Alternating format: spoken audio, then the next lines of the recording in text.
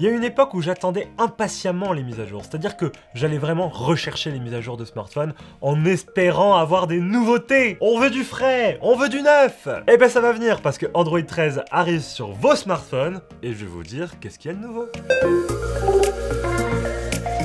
Premier changement, les paramètres de personnalisation. Je sais pas si vous vous souvenez, mais il y avait eu une nouveauté sur Android 12 qui s'appelait Material You. En gros, c'était un algorithme qui allait choper les couleurs principales de votre fond d'écran pour les appliquer directement dans l'interface du smartphone. Donc on pouvait se retrouver avec un menu déroulant rose, avec des icônes vertes, etc. Et ben là, avec Android 13, Material You va encore plus loin parce qu'on pourra appliquer les couleurs d'accentuation du fond d'écran directement à toutes les applications. Et en plus de ça, on pourra mieux choisir les couleurs. On pourra mettre un thème sombre, un thème clair. Tout va mieux s'adapter sur votre écran et les applications vont pouvoir changer de couleur. Vous serez pas obligé d'avoir le logo YouTube en rouge. Vous pourrez le mettre en vert, en jaune, en orange. C'est comme vous voulez maintenant. Alors là, je sens votre âme d'artiste en herbe qui me dit « Arnaud, ça me plaît, je vais pouvoir m'exprimer, faire du tuning sur mon smartphone. » Bah ouais, vous allez pouvoir faire des trucs et bon, ça c'est un peu ce que Apple redoute chez eux. Parce que c'est vrai qu'il y a des gens, ils ont pas très bon goût. Bah ouais, parce que là, vous allez pouvoir tout donner. Vous voulez faire du kéké tuning? Vous pouvez. Un smartphone Hello Kitty tout rose avec des fonds d'écran les plus kitsch possibles? Vous pourrez. Bref, je sais pas si c'est une bonne idée parce que tout le monde n'a pas bon goût. D'ailleurs, Apple se garde bien de proposer cette fonction puisque eux, ils aiment bien quand tout est beau et donc ils veulent pas laisser la tentation aux gens de faire des choses moches. Mais au moins, voilà, on est sur Android et c'est tout le principe, on peut personnaliser. Et ça sera encore mieux avec Android 13.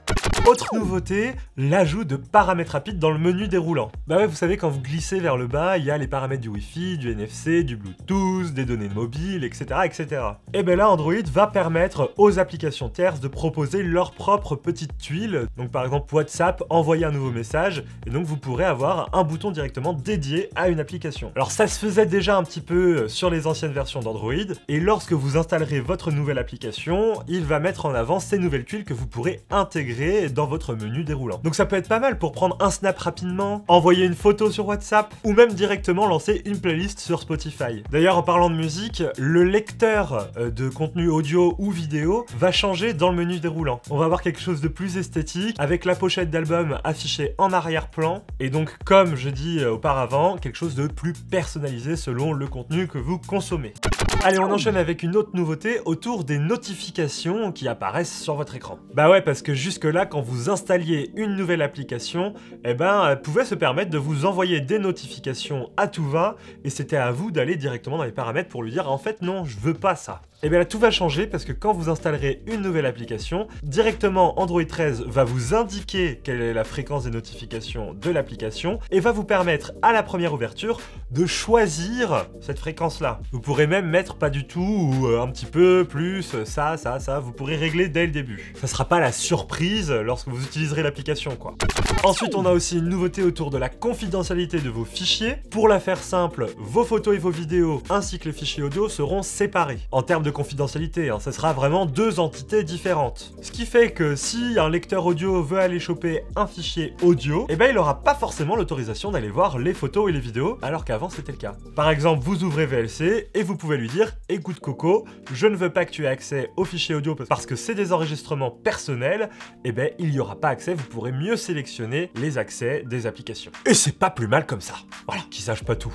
Alors, pour la nouveauté suivante, je sais que vous l'attendez avec impatience. Enfin, peut-être que vous l'attendiez pas, mais quand je vais vous en parler, vous allez l'attendre. On va enfin pouvoir faire de super belles photos sur Instagram, Snapchat et TikTok. Je m'explique. En gros, avant, quand vous ouvriez des applications pour prendre des photos réseaux sociaux, type Snapchat, TikTok et j'en passe, ces applications-là n'avaient pas forcément accès à toutes les fonctionnalités de votre smartphone. Par exemple, l'ultra grand angle, le zoom, le mode HDR, le mode nuit, etc., etc.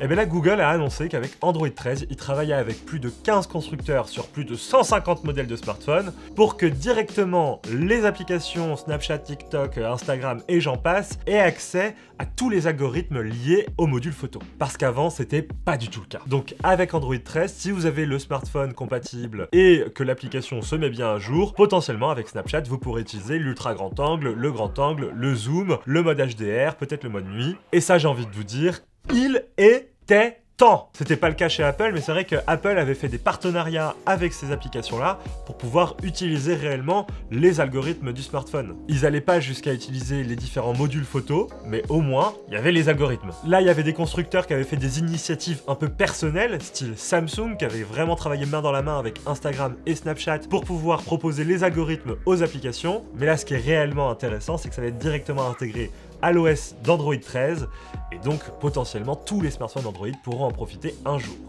Autre nouveauté, alors celle-ci elle m'a fait marrer, je trouve cool en même temps, c'est Android 13 pour les polyglottes. Alors peut-être que vous, chez vous, vous parlez plusieurs langues, vous êtes peut-être bilingue, trilingue ou polyglotte, et donc c'est vrai que sur le smartphone on peut choisir qu'une seule langue. Et bien avec Android 13, ça sera plus forcément le cas, vous pourrez choisir au cas par cas, par exemple l'application message, je veux que ce soit une application en anglais, l'application WhatsApp en espagnol, l'application Instagram en grec, et l'application Facebook en mandarin. Je sais pas si c'est possible cette alliance, mais faudrait essayer. Bref, dans tous les cas, je trouve ça hyper intéressant parce que ça va permettre aux personnes qui parlent plusieurs langues ou bien qui veulent simplement s'entraîner à parler une nouvelle langue sur une application de ne pas avoir changé toute la langue du smartphone. Vraiment, on va pouvoir cibler application par application et ça, je trouve ça cool.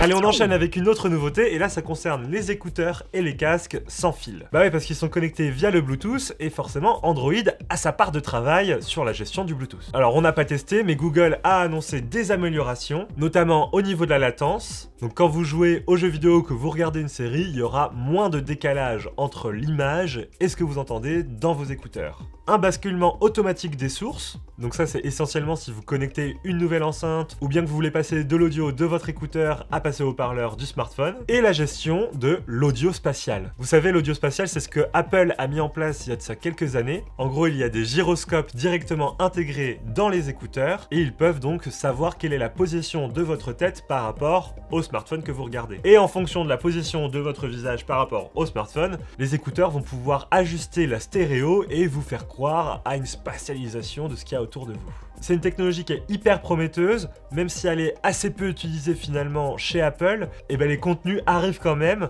et de plus en plus d'albums musicaux ou même de films sont mixés en Dolby Atmos, et donc on peut profiter de l'audio spatial. Donc potentiellement, c'est un gros truc, et potentiellement, dans quelques années, on n'aura plus que ça. Donc il était temps pour Google de s'y mettre, et de proposer l'audio spatial immédiatement d'Android 13. Ce qui fait que si vous achetez des écouteurs compatibles, immédiatement l'audio spatial sera disponible dans l'OS système. Et ça, on valide.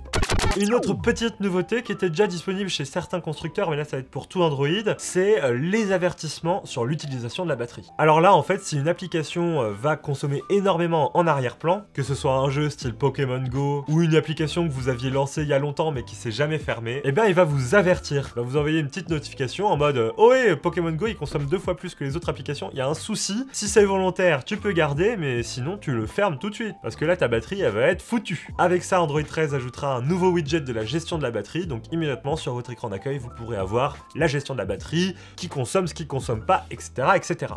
Bon là je vous ai fait une liste grosso modo des nouveautés importantes d'Android 13, il y a d'autres mini nouveautés autour de l'accessibilité, de la sécurité, etc. Mais je vais pas vous les lister parce qu'au quotidien ça ne va pas vous changer la vie. Mais je vous connais, vous allez me poser la question, Arnaud, quand est-ce que ça arrive Android 13 sur mon smartphone? Et ben là c'est tout le problème des smartphones Android, parce qu'il y a plusieurs constructeurs, et il y en a qui sont plus rapides que d'autres, je dis ça, je dis rien. Déjà spoiler, si vous avez un smartphone de chez Google, un Pixel, ben vous êtes avantagé. Bah ouais, parce que vous pouvez déjà avoir accès à Android 13 en bêta. Alors pour ça, il faut s'inscrire au programme bêta. Nous, on conseille pas forcément de l'installer parce que parfois on peut avoir des petites pertes d'autonomie ou des petits bugs, c'est normal, c'est une bêta. Mais si vous voulez essayer, c'est possible, vous vous inscrivez au programme, vous cherchez sur internet et vous le trouverez. Et ça fonctionne si vous avez un Pixel 4 comme si vous avez un Pixel 6. On vous met dans la description les autres marques avec lesquelles vous pouvez avoir accès à la bêta, mais il n'y a pas toutes les marques, hein. Globalement, on retrouve Asus, Vivo, OnePlus, Oppo et Xiaomi, mais vraiment sur certains modèles. Vraiment, ils ont choisi 1 ou 2 modèles pour tester, quoi.